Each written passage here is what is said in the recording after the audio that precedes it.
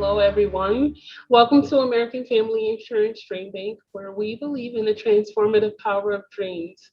I'm Monica, a dreamer and dream curator here at DreamBank. If you visited us or tuned in virtually before, warm welcome to you. Welcome back, and thank you for tuning in again. And for those who have never joined us before, allow me to introduce you to DreamBank.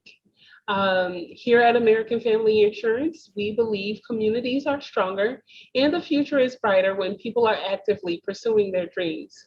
It's why we created Dream Bank. It's a inspirational community destination and digital experience dedicated to dreamers everywhere. From our daily event series to our immersive signature programs, there's something for every dreamer. Everything that we do here is designed to help you celebrate the dream journey, overcome obstacles, and stay motivated. This is the Impact for Good series, and today we're visited by Callie Strouf, whose pronouns are she and they. Callie is a mental health coach, speaker, advocate, and founder of Resilient Wellness Coaching. As a coach, she believes in the intrinsic value, strength, and potential for growth within each person. She creates a compassionate and safe space for people to transition through difficult or challenging life events by guiding them through a transformative process to transform their current mindset to empowered thoughts and actions. People are not only able to produce the lives that they want, but they are also able to heal and become the people that they want to be. Bottom line here, Callie is a person that will help us break free from the cycles that we no longer are being served by and help us build the skills to move through challenges and into being our next best selves. Please offer a warm Dream Bank welcome to Callie. Hey, Callie. Hi, everyone. Good afternoon. Thank you for being here. All right. And a huge thank you to DreamBank for having me and everyone who's just taking the time to be here today. I really appreciate it. I'm glad you're doing this for yourself. If you live here, I would love to test out the chat or if you're live here, not live here. If you're live, put a comment in the chat. Let me know where you're joining us from. That would be awesome. I just want to make sure everything is working. And also I will try to continue having that pulled up and kind of keep engaging with that. So feel free to check in there or let me know your thoughts or comments or if something's resonating with you. I would love to see that. Oh, we have people from all over the place. That is awesome. Hello, everyone. Thank you for joining us. I'm so happy to see you. Thank you. So as many of you know, and as Monica mentioned, May is Mental Health Awareness Month. And today we're talking about tools we can all use to feel more in control of our brains and strengthen our mental and emotional resilience. So just a note on some self-care. During today's discussion, whenever we're talking about mental health and personal experiences and things like that, stuff might come up that we weren't expecting, some feelings and things like that. So always remember to breathe. If you start to feel any tension in your body, take a nice deep breath, ground yourself in your seat or wherever you are. Stay safe and present. So if you are triggered by any content today, take that deep breath. Ground yourself with your surroundings, try to stay present and envision those possibilities. So it's okay to be outside of our comfort zones for a little bit and push ourselves into maybe seeing some new possibilities, seeing some new perspectives on things. And then feel free to ask questions and connect in this space. So throw an emoji in the chat if you want to. If you've ever experienced feelings or reactions or something that you didn't expect, or it didn't feel like you had conscious control over, like, I don't know, laughing in an inopportune moment or when it felt inappropriate, getting upset or really reactive, having a flash of emotion in your body, blushing, feelings of embarrassment when you didn't really expect to have them. Feelings and reactions like this are pretty standard human experience, whether you're familiar with coaching, counseling, or have any experience with thought work. They're pretty common. Today, we're going to talk about how you can apply tools to take control of your brain. And to get us started, I want to tell a little story. And while you're listening, pay attention to what comes up for you, where you may have felt similarly in your life or any experiences that you've had. So to get us started, a little story of two happy little brains. We have brain A and brain B, who are neighbors, and they're each met with some unexpected circumstances. So they're both really looking forward to this neighborhood picnic the following afternoon. They both carefully planned their mornings to prepare and get ready for this. The night before the picnic, a storm comes through, knocks out all the power. Didn't matter that their cell phones were plugged in. Everything's dead. They both oversleep. So little brain A wakes up and realizes what has happened. They panic. They're breathing rapidly. They're feeling scattered. They're running around their house. They start the fear and shame and blame, and these thoughts are just running rapidly and, asking themselves, how can I be so dumb? How could I have let this happen? Why didn't someone wake me up? Like, who's to blame? What's going on here? What will their friends and neighbors think? Oh my gosh, they're going to be late. They won't be able to make their famous potato salad. All these thoughts are just flooding, and they're just, that shaking frenzy of panic. Throughout the morning, they're doing the math. How much time do I have? I don't have enough time. I should be doing these things. I should have been here. Comparing all of those things, getting stuck in that thought process over and over and over. They're feeling tense and stressed, and they're feeling terrible about being late. They feel so guilty. They're repeatedly apologizing. They only got to the picnic a few minutes late, and yet they're providing multiple renditions and explanations, hoping to ease that tension and hoping people will be okay with what has happened. They just can't shake that thought their whole day. Their picnic is pretty much ruined, or worse yet, their friends might be even disappointed or angry with them. They're just stuck in these thoughts, these fears, these worries. They go home that night feeling like they didn't connect with their friends. They're replaying that morning over and over, angry at themselves, negative, stressful feelings, thoughts, just been on loop all day. A is exhausted and grumpy and just wants the day to be over. Now let's take a look at B. B wakes up, realizes what has happened. They feel panic start to rise in their body, and that flash of adrenaline, and they have that increased heart rate, and they stop and they pause and they take a deep breath. They recognize that this is the situation. It's an unfortunate accident. This does not mean that anything is wrong with them, that there's anything that they could have done to deal with this situation. They look at their schedule. They start to adapt. How much time do they have? What can they actually get done? They're not going to get to make their famous, salad. They ask their partner for help. Can you go to the store and get, pre-made whatever? I'm going to get ready. B arrives at the picnic shortly after A, just a little late, not bad. They apologize for being late, and they start to feel that same tension come up in their body. Someone's going to be mad at them. There's frustration. What's happening? They apologize for being late and take a deep breath, remind themselves they're still a good neighbor, they're still a good friend, and they're really looking forward to connecting with people and being there. During the picnic, they're able to catch up with friends. They even make plans for the next week to hang out with some people again. B goes home feeling tired, but they also feel energized and fulfilled and connected to their friends. So, who can relate to either brain A or brain B? And you don't have to share which. I think most people have definitely experienced a little bit of both over the years, maybe one more than the other. But I think it's clear to see who had maybe a more relaxing or fun day. Neither of these brains are bad. Neither of these brains are wrong. They both had success in overcoming circumstances and getting to the picnic. Honestly, for years, I woke up with brain A. That was my brain, and then some. I have dealt with severe anxiety since I was a really small kid, which I now take medication for. The first panic attacks I had, I think I was in first grade, and there was the first week of school, and I came home and I thought I had failed at life and was a broken person because I didn't know how to read immediately. Day one, apparently I needed to read everything. After many years of struggling, finding a couple good counselors, hiring my own coaches, consistently practicing the tools we're going to talk about today, I now function a lot more like brain B. So while these tools are not the only thing that have helped, they're a significant factor in creating more space to become consistently functional and maintaining that space for growth. These tools do not necessarily replace other supports, but they're an additional layer, and they can really create some transformational growth and space for that.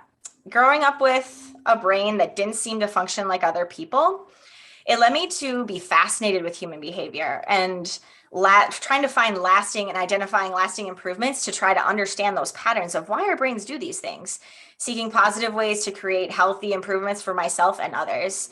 I do have a master's degree in social work, and I'm trained as a mental health counselor.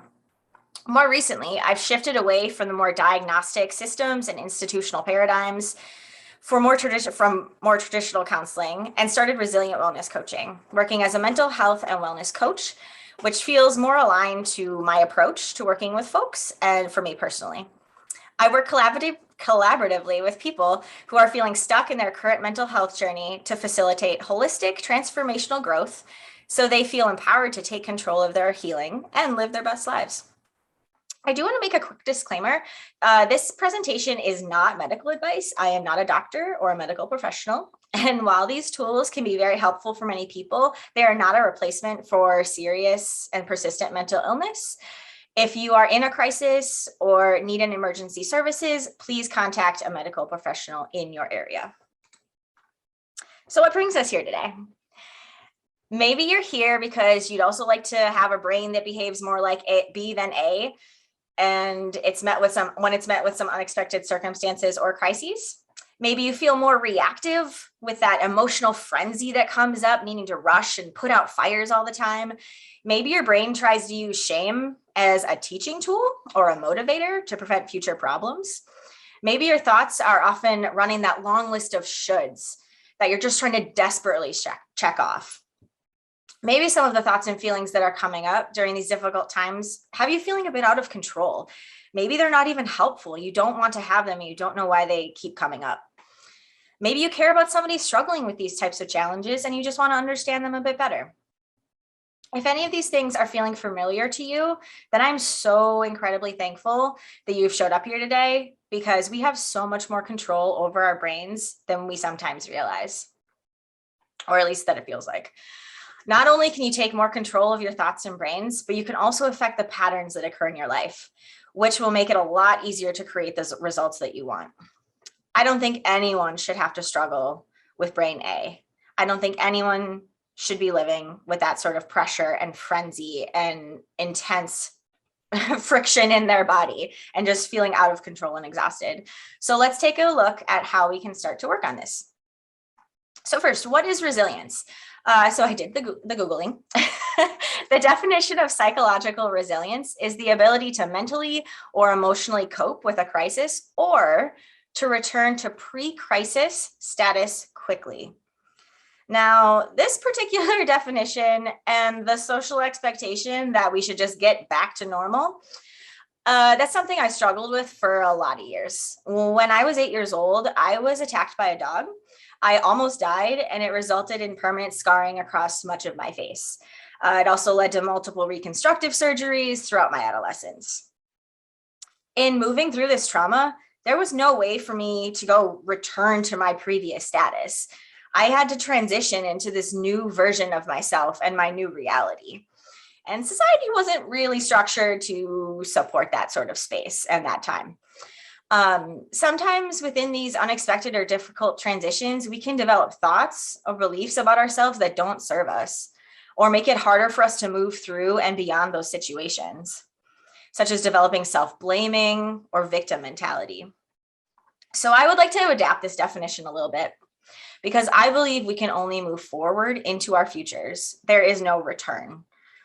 My own healing became much easier once I realized that it was okay to not be okay, to reject the pressure to go backwards, to act like nothing had happened, and to avoid reality even when it felt uncomfortable or overwhelming.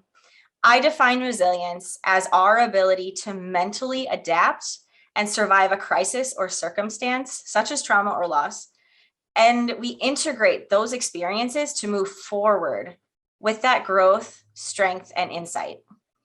And we can let go of any programming that's no longer serving us. This is resilience, and it is within our control to evolve and heal. So in case you haven't heard this today, I think it's important. You are already a whole and intrinsically worthy human being right now, and you are resilient. How do I know this? Because you're here right now in this moment, watching this video or live here today. Every single one of us has gone through something. Maybe we've gone through many things, but you are resilient, and you are also deserving of continued growth and transformation that serves you and the person you want to be. So a little note on brains. Brains are tricky and they're very complex, and we're always learning new things about them, but brains are wired for survival and efficiency. They are designed to keep us alive and to conserve their energy. They like to be comfortable, which means they will tend to send us signals to stay inside those comfort zones. However, growth happens when we step into our discomfort zone, when we try new things, when we open ourselves up to change and new perspectives. They like to also conserve energy and repeat those patterns of thought, patterns of behavior, feelings, those things that just seem to come up that are out of our control. Those are our patterns, whether those things are good for us or not, and whether we want them or not sometimes. They are also likely to seek and collect evidence to reinforce those existing patterns. This is a survival instinct that reinforces the desire to stay in our comfort zone and to avoid making any changes. This is also especially problematic when your brain is telling you negative or unhelpful things about yourself, like shame or blame or that negative self-talk that sometimes comes up. Based on my research and training, I designed a sort of visual map to help us break down some of this programming a little bit further. Now, human behavior and mental health are incredibly large topics, but I'm going to go over some of the basic breakdowns of where we can start interrupting these old patterns and creating some new programming. So we're going to break this down a little bit, and this is our mental programming model. And we're going to start with the circumstances. So like in our example, the storm, the power went out, we overslept. That was the circumstances. When we talk about circumstances, these are just the facts. Nothing else, just the thing that happened. Sometimes we can start to want to assign a lot of opinions and weight to these circumstances, but doing this makes things a little extra murky and shifts away from the facts of the situation. For most people, the first thing that comes up into their consciousness is the feeling, a physical sensation you feel in your body. This is a signal telling us what is going on, and originally, this was a signal that helped us survive. Evolutionarily speaking, many emotions are a little bit abundant in our nervous systems for the situations we're in today. For example, think of survival instincts. The tension of, a woolly mammoth coming at you in the wild is not the same as a small public speaking thing like this. Like it's just not the same, but yet it feels very similarly in our body sometimes. So we also tend to direct a lot of attention and energy towards our feelings. That's sometimes that social pressure about, we should feel this way, or you should feel happy a lot of the time. This can create some consistent amount of tension and stress for people, and sometimes disconnects folks from their present experience. But where are these feelings coming from? Well, they're created by the thoughts or beliefs that we hold.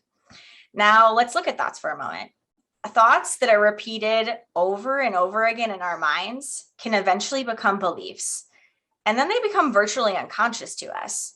When our thoughts become automatic and we lose awareness of what our minds are actually thinking, we are no longer managing our minds, and we often fall into these repeated programmings and patterns. We can feel like we're on autopilot, maybe even disconnected.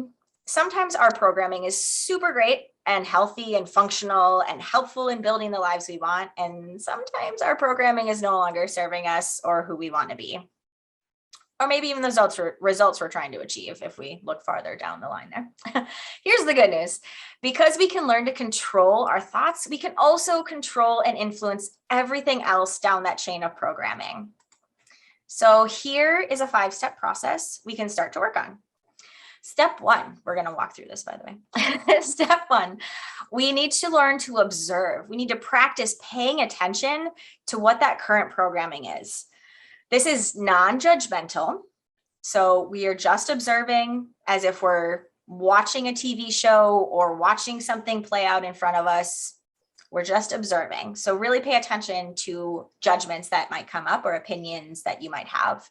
And then start to document that. One really good way to start to observe is to externalize it. And a lot of people have found help when they write these things down.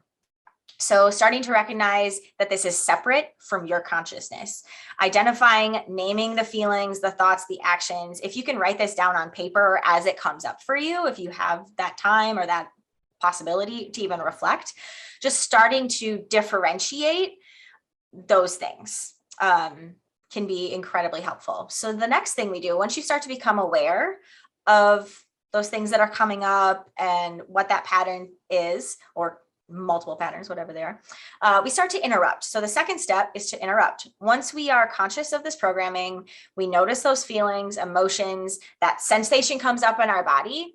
Just like brain B has that pause is what we want to practice. Improving your ability to pause is one of the most powerful places to create space for growth, healing, and change. You can start practicing this pause today, and you will feel a change. This pause is what provides us the space to choose how we will respond rather than following our standard program of reaction. When we improve our ability to pause, we can then practice identifying the thought. And this can often present itself as, what are we making something mean? Or what is the story we're telling ourselves about something? And we can start to dive a little deeper into looking at our associated beliefs. Again, be very careful that this is non-judgmental, and pay attention to when those judgments come up. You can observe them, they're there. It's just a good thing to be aware of, but don't latch on to maybe some of those judgments that you do see coming up. Judgments, they may have been coping mechanisms that served a purpose at one time, and it is okay to change them for what you need now.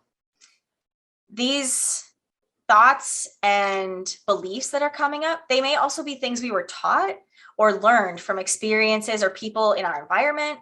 And please know you do not have to sit with these thoughts for long. If these are really challenging or difficult spaces for you, you just need to be aware of them and you can move on from there. You don't have to sit in that space. You don't have to latch onto them. The main question you really want to ask yourself is, does this serve me? If that thought, if that feeling is not serving you, who you want to be, or the life you want to have, then it's time to get creative. And that's step 3.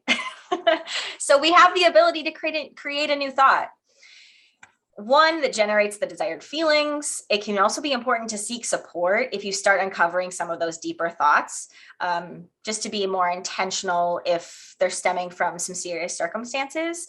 Having a safe space to process difficult thoughts, feelings, experiences is often really important and integral to moving through them.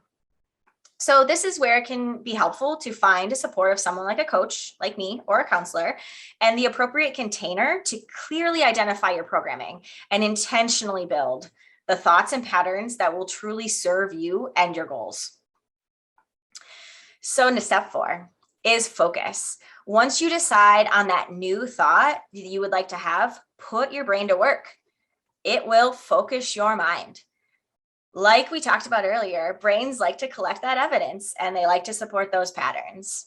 So while you're building that new programming, you can utilize your natural brain's instincts to work for you rather than against you. A really effective way to do this is to ask your brain a really good question, such as, where do you notice this evidence for the thought already? What are things you're already doing that support that new thought? They can be incredibly small. Just start looking for that new thought to be reinforced wherever you can in your already current existence or in your past. Where has that come up for you before that supports that new thought? Your brain will find that evidence, and it especially if you're guiding it towards those things, it might feel really intentional and kind of contrived at the beginning, but pretty soon you'll start to notice those things without having to try. And then you can start to even reinforce them even more by taking new actions. And they don't necessarily have to be new, but with that new thought. So you find an action that reinforces those thoughts and feelings you want to have. This may require you to step inside that discomfort zone a little bit. And you can do this thoughtfully and with support. This also doesn't have to be some big, grand thing. It can be small, intentional actions that you take with the purpose of reinforcing these things. Pay attention to your thoughts. Repeat that new and empowering thought over and over and over again with every piece of evidence that you might find. Over time, your previous automatic programming will no longer be that default. It might still come up from time to time or if things get a little tense, but you can feel more in control and you can create these new patterns. So a brief example of how these tools have played out in my personal life and made it possible for me to shift my mindset after and through trauma and loss. I do want to give a quick heads up to folks with any potential triggers. I will be touching on some history of anxiety and some fertility topics. So if those are triggers for you, remember our grounding techniques of taking a deep breath, holding some space for yourself. It is also okay to step away or pause for a second if you need to do that. Take care of you. So as I previously mentioned, I have struggled with anxiety and some of the thoughts and feelings that became my defaults. As a young person with untreated and severely anxious brain, my programming felt like a constant challenge to overcome, often meant overachieving and a cycle of increasing anxiety. At some point, I realized my brain was different than the normal brains that, you know, everybody referenced in normal behavior and how normal people respond. Oh, that word normal. In my brain, that meant, and what I made that mean was that I was abnormal and even potentially broken or deficient in some way. Into adulthood, my brain ran a lot of those same tracks.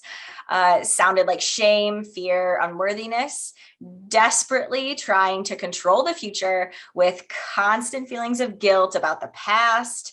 My brain found that evidence. Every mistake, every potential misstep was amplified, running it over and over again in my head. What could I have done differently? What might I have done wrong?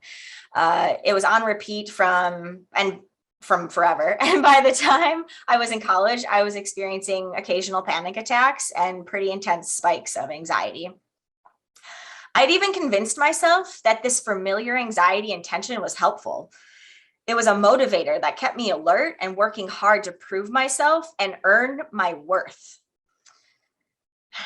My brain told me that this was my personality and that it helped me achieve those honors, awards, grades, degrees, whatever it was. It was that little fire that made me special. Yeah, it was not helpful. So 5 years ago, in the spring of 2017, I suffered not one, but two physically and emotionally traumatic miscarriages within the span of 3 months. As a result, my brain began disassociating as a way to protect itself from pain. And if for those who don't know what that is, I would feel disconnected from my body. It was very unsettling, surreal, frightening, like something as small as a headache would make my body almost go numb, like if I was floating above it. It was very strange, very, very scary the first time it happened. I began experiencing symptoms of PTSD after the second miscarriage, which happened almost exactly 5 years ago today, including debilitating flashbacks that racked my body, overwhelmed my senses, and seemed to disconnect my consciousness from time and space. I began desperately scrambling to identify and avoid all triggers of my PTSD. My brain continued to use those circumstances and experiences as evidence that I was broken. That programming. And now through this harmful programming, I was also trying to process the grief and loss of two potential children and all the hopes and dreams I had built for their futures. Everything seemed to be screaming at me that I was broken, and the grief came crashing down in waves. A few years before this, I had started playing roller derby, I had never skated growing up, and with my anxiety and mental programming working against me, it was a difficult environment for me to navigate while managing my symptoms. But I was in love with the sport, and it also provided a distraction that required me to focus my entire body and my entire brain on what I was doing. I mean, who puts wheels on their feet? It's the weirdest thing. It's really not a normal thing for your body to go through. But it did let me step away from that repeated thought process and really focus on where I was in that moment. And that was a relief. I was also feeling the pressure to return to normal, you know, because we can just go back in time. So I tried to go back to that sport probably a little sooner than I should have. And let's look at the model. So what happened here? I tried to start with the action. Some circumstances had happened, and at the time, I hadn't known how to address those deeper beliefs that actually were working against me and my attempts to heal. So I started with the action. Let's do something. Not always bad, but if you're not doing the other work, it makes it hard. And I began to recognize more than the physical action or the ability to do the thing, I wanted to experience the feeling of being strong. I wanted to feel in control of my body after feeling completely helpless for so long. I started looking further into this work, the mindfulness, the CBT, and tried to find a way to get my brain to understand how to create real foundational change. And that's when I developed this version of the model.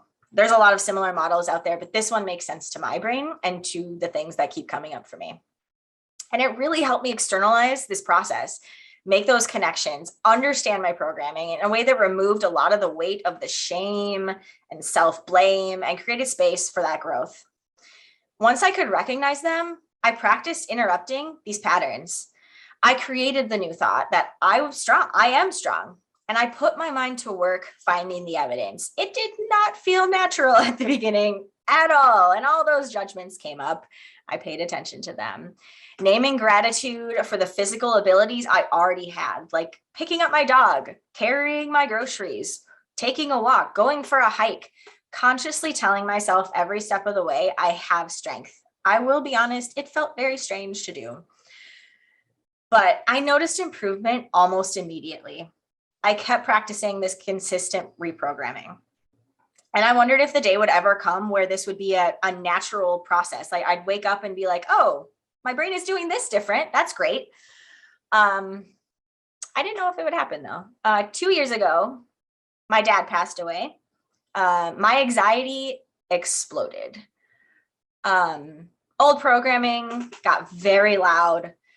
Unresolved grief from the miscarriages rose to the surface. I asked for help. I reconnected with a psychiatrist to find the medication that really fit my particular needs. With my symptoms more managed, there was more space to create the mind and mental programming that served and supported me in the life I wanted. My mindset around health also shifted. I no longer use shame as a motivator. I'm grateful for my body and dedicated to doing what I can to improve my physical health and strength. This now includes 5 to 6 days a week where I work out. I do a lot of strength training. I also recently got a diagnosis of fibromyalgia, which explains a lot of the injuries and ongoing chronic pain that I was having. And then 2 months ago, my younger brother and only sibling passed away unexpectedly. I'm not going to say it's been easy. None of it is easy.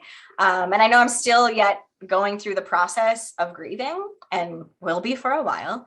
However, I do feel like most days I have that moment where I look around and realize I don't have to work so hard to exist, even with the pain, even with the circumstances, even with all the things going on. I feel like my brain is working for me in supportive, positive, and healthy ways. I have found a way to coexist with this pain that comes up too often. Experience the difficult and unexpected circumstances that we can't control. And I reframe them to move towards healing and growth and continue to evolve into the next best version of myself. So that's a little bit of my story. If you can relate, I'm here for you. It's a lot. So, not to be too salesy, but I do want you to know that you have support. So if you are feeling stuck in your current mental health journey, if you find yourself repeating patterns that aren't serving you, if you're struggling to create the life and emotional health and wellness that you desire, then working through this model and reprogramming your brain may be the map you need to find the next best version of yourself. And you don't have to do it alone. True change is often faster and more solidified when we have support. If you're connected with these topics or challenges we chatted about today, if you're ready to make change that feels long lasting, if you're ready for the support structure and accountability of a coaching partner, if you feel like if you're feeling like collaborating with a coach would be right for you, you can visit my website. I do have a free 20-minute consult if you'd like to chat more about what coaching is and how it might work for you. We can focus on your specific goals. I have, let's see, the website will be on the next page. Who this is not for? So folks looking for clinical diagnosis. I don't do that anymore. Folks experiencing clinically impaired mental functioning. So some people in very intense crises and having mental illness symptoms that are inhibiting their daily lives. That would be a medical professional, and folks in crisis or having emergency situations. Topics I do specialize in are anxiety, life changes, transitions through loss and grief, such as in some of the examples I shared today. And the effects of loss and grief are not only associated with death, or things like that. It is also a multitude of unexpected or even expected life changes, transition, events, circumstances can trigger feelings of loss that people can sometimes get stuck in or develop some negative self-talk around. So for today's attendance and for today's video through June 1st, June 10th through June 10th, that's tomorrow, through June 10th, I am offering $50 off the 75-minute one-to-one coaching session to focus on a specific barrier or goal that is called the Mindset Reset Breakthrough Session. So you're welcome to take advantage of that. So that'll be $97 when it's normally $147, and that's through June 10th. Let me know, and this video will get posted, so you have the code there. Just make sure to punch that in. And then I do have other coaching packages that are closer to a 3-month partnership with more sessions. So now we're going to move on to any questions that folks might have. Feel free to pop them in the chat. Thank you for the little emojis, friends, in there. I appreciate it. And then these are ways to connect with me. So feel free to continue with any questions that might be coming up. Monica, maybe you're getting questions? So I was just taking a look at the chat, and there's some very kind words from Adriana in there, and so I just want to acknowledge that. And I want to say thank you so much for not only for being here today, but being so vulnerable and sharing so much about yourself and what it is that you've gone through in your life experiences. I think with that, it gives us more,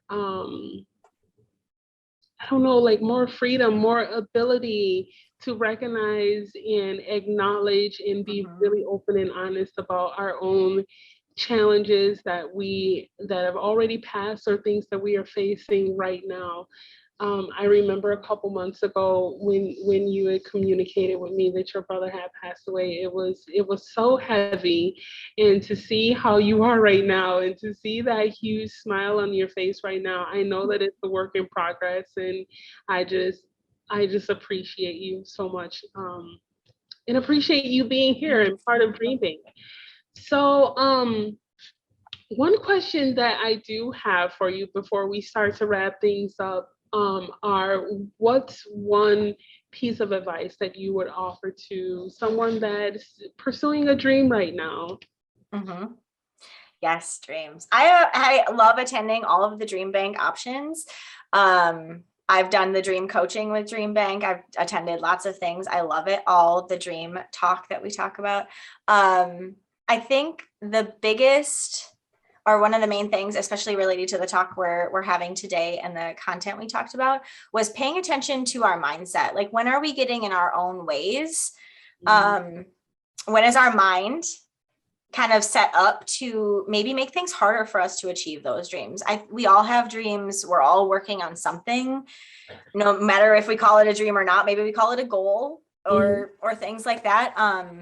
But paying attention to how we talk to ourselves, and are we talking to ourselves? I think I've heard this a lot. Like, are we talking to ourselves the way we would talk to a friend? Are we being supportive and caring and kind? Because when we can do those things for ourselves and for others, we can all achieve so much alone and together. Awesome. I absolutely love and appreciate that answer. I think that's something that we can all digest. Again, thank you so much for being here with us today. And thank you to everyone who has tuned in today. It's like we have a full house.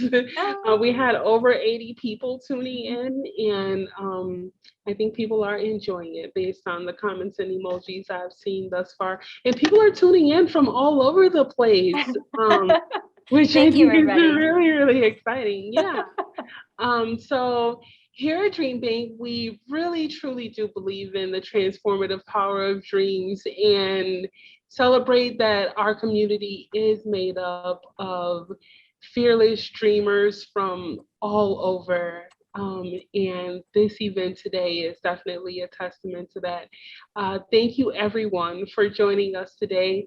We look forward to continuing to learn, grow, and dream together. Don't forget to follow us on Facebook, Instagram, Twitter, and LinkedIn to be sure you're in the know about DreamBank's upcoming offerings, including our signature programs, like the dream coaching that Callie just mentioned. On behalf of American Family Insurance, DreamBank, we look forward to hosting you again soon. To everyone out there, please keep dreaming fearlessly.